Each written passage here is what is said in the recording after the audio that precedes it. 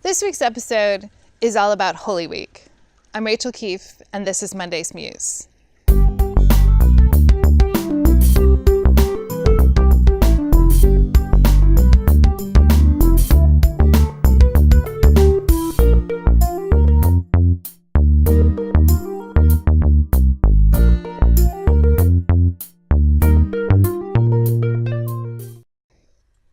As we enter into this last week of Lent, it's important for us to look ahead because Holy Week is one of the most important weeks in the Christian year.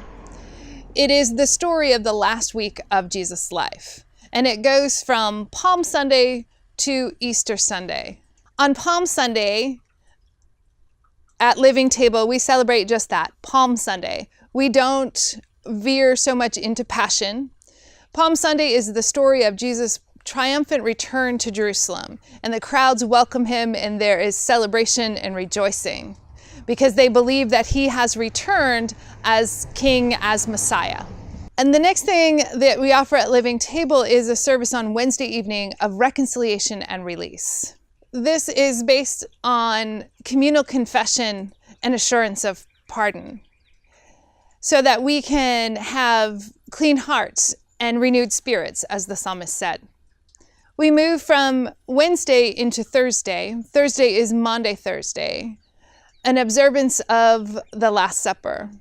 This includes foot washing to remind us that Jesus came to serve all and we are called to serve one another. And it includes for us new members. This is a very traditional time for folks to join the church. And then it is completed with a celebration of the Last Supper, where we remember that it was on Passover that Jesus gathered with his disciples to tell them exactly what was to come. His body broken, his blood poured out. This service ends in silence as we prepare for Good Friday.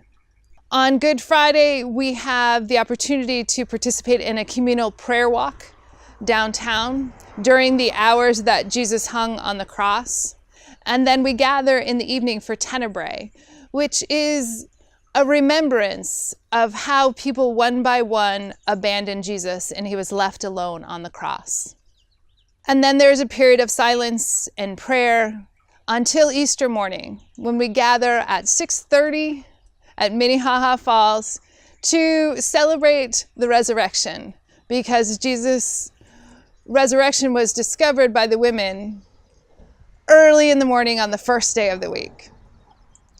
And then we'll regather at 10:30 on Easter for the full celebration with music and bonnets and rejoicing all around.